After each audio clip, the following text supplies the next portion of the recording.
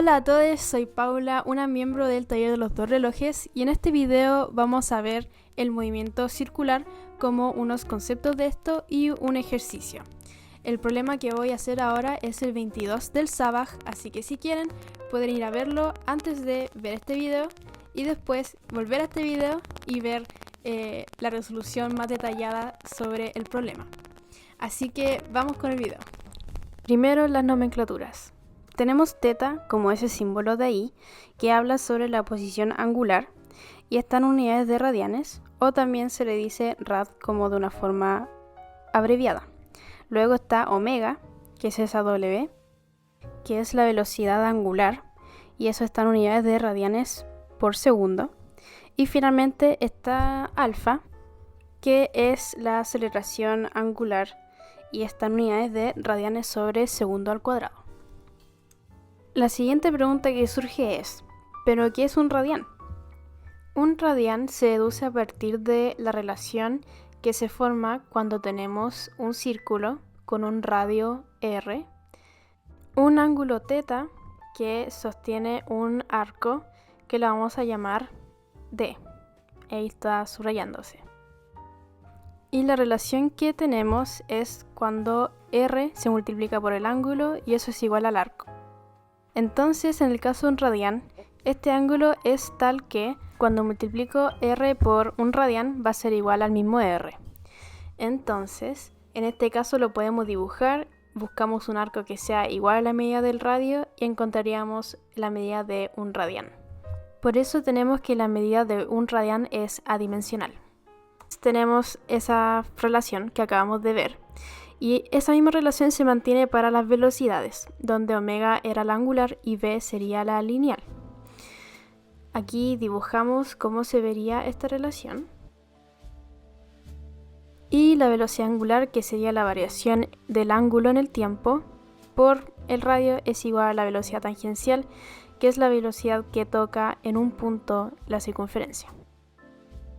Una de las ecuaciones que sabemos que se cumplen para el movimiento rectilíneo uniforme y acelerado es las itinerario, que son las que se ven ahí, donde v es la velocidad, x es la posición y a es la aceleración. Ahora, esto también sirve para el movimiento angular. En este caso, el x sería θ, v sería omega y a sería alfa. Y en realidad estas son lo mismo, ya que los dos hablan sobre un movimiento unidimensional, tanto yendo en línea recta o yendo en círculos. Otro concepto importante es el caso en que la velocidad angular es constante, recordando que esto es en radianes por segundos. Cuando es así hablamos de periodicidad, y entonces esta misma variable se puede denominar como frecuencia angular. Esto se puede ver en el caso en que una pelotita está dando vueltas en un círculo y nos preguntamos cuántos radianes recorre por segundo, y eso sería la frecuencia que estamos hablando. Ahora se introduce otro concepto que es el periodo, que se define como la duración de un ciclo completo y está en unidades de segundos. Esto ocurre cuando la pelotita se desplaza 2pi radianes. Podemos pensar que el perímetro es el arco que recorre toda la circunferencia. El periodo y la velocidad angular se relacionan de la siguiente forma. Y finalmente tenemos la frecuencia, que es el número de ciclos por unidad de tiempo. Este también es el inverso del periodo y está en unidades de 1 sobre segundos, que es equivalente a hertz. Ahora con el problema.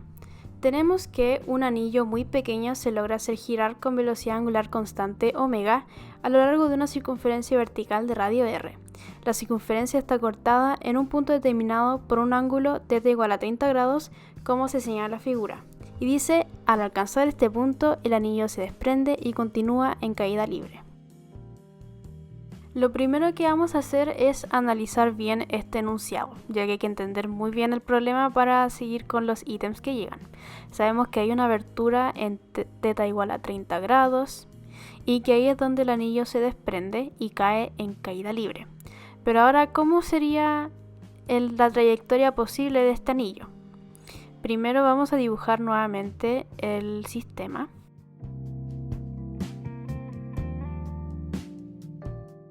Ponemos la abertura.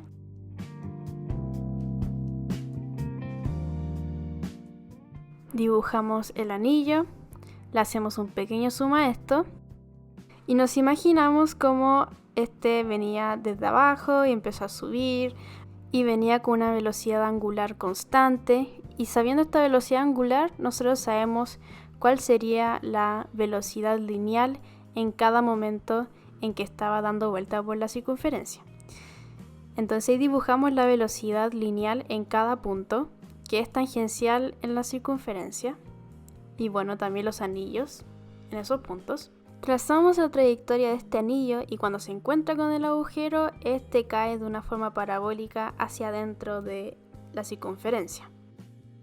Entonces, esto es el punto clave del ejercicio. Saber intuir la forma parabólica en que esto va trazando.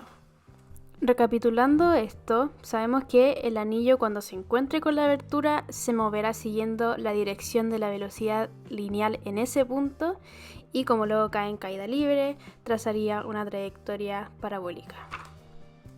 Vemos la parte 1 que es calcule el valor de la velocidad angular omega si el anillo luego de desprenderse toca la circunferencia precisamente en su punto más bajo P, que sería en la coordenada 0, -r, como se ve en la imagen de la derecha. Ahora, como conocemos la velocidad con que salió este anillo de la circunferencia, que sería la velocidad inicial, podemos empezar ahí para armar nuestro movimiento parabólico. Tenemos que asegurarnos que el anillo trace una trayectoria que sí o sí llega al punto P. Entonces tenemos que encontrar una condición para que omega sea lo suficiente para que llegue a P. Si nos ponemos en el caso que omega es muy grande, entonces la pelota va a saltar muy lejos. Si omega es muy pequeño, va a saltar muy cerca de su posición inicial. Para definir el movimiento parabólico vamos a separarlas en coordenadas x e y. También recordamos que estamos en presencia de la gravedad que nos tira hacia abajo en el eje y. Entonces escribimos las ecuaciones de itinerario en el eje x y en el eje y.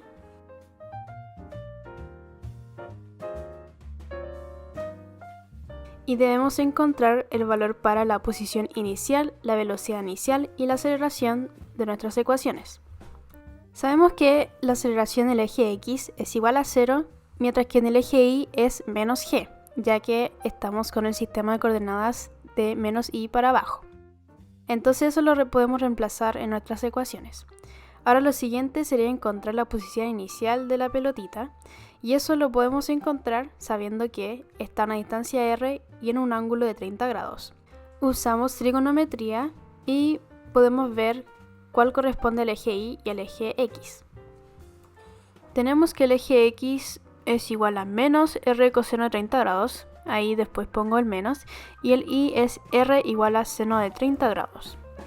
Conociendo el valor de coseno de 30 grados y seno de 30 grados encontramos la posición inicial del eje x e y lo podemos reemplazar en nuestra ecuación itinerario. Ahora lo siguiente es encontrar cuáles son las velocidades iniciales. Las velocidades iniciales, como había mencionado antes, es cuando la pelotita se desprende de la abertura y sabemos que en ese punto se satisface que la velocidad lineal es omega por r. Entonces, como nosotros conocemos que la velocidad se puede descomponer en el eje x y en el eje y, proyectamos el ángulo θ y hacemos una roseta. Esta roseta consiste en proyectar todos los ejes involucrados en el problema para así propagar hacia dónde está el ángulo θ. Este ángulo tiene la característica de que se va a repetir intercaladamente.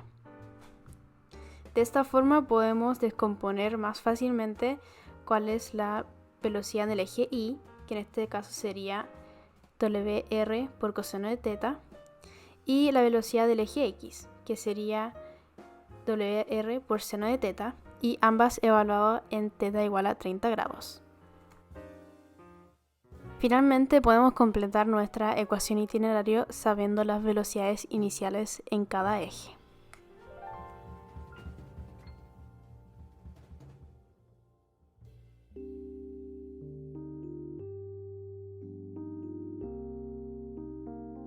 Bacán, tenemos nuestra ecuación itinerario aquí muy bonitas que describen nuestro movimiento parabólico, pero queremos que llegue a P. Esa era la condición que nos pide el enunciado.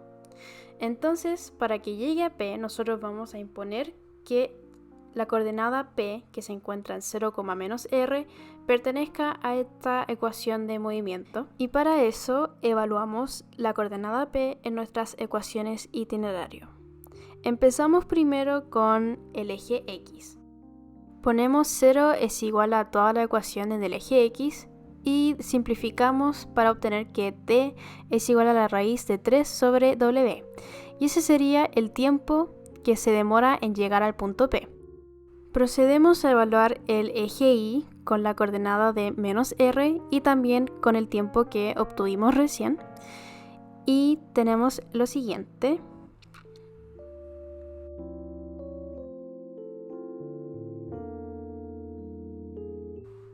Dejamos todos los r hacia la izquierda. También simplificamos 2 omegas.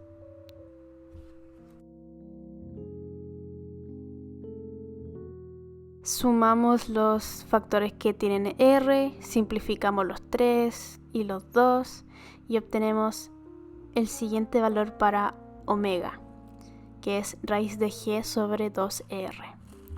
Y ese es el valor necesario para que la pelotita llegue al punto P. Para la parte 2 nos piden que, para el caso anterior, indique el valor de la rapidez del anillo y su dirección cuando cruza el diámetro de la circunferencia.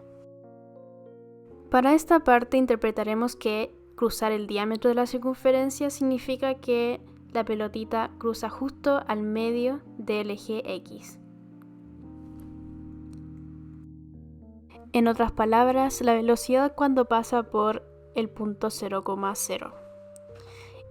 Queremos saber la velocidad en ese punto, al igual que la rapidez, así que necesitaremos la velocidad en cada eje.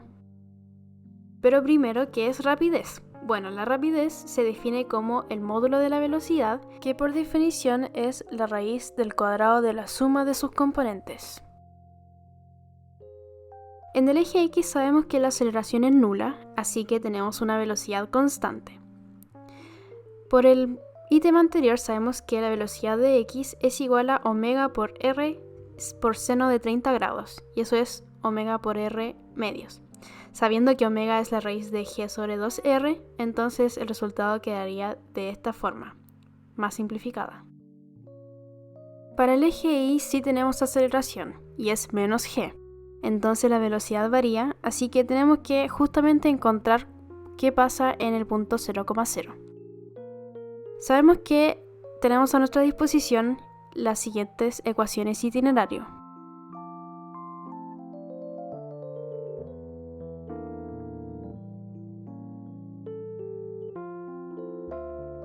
Como queremos saber la velocidad, nuestra intuición nos dice que nos inclinamos por la última ecuación, pero tenemos como incógnitas el tiempo y la velocidad en 0, 0.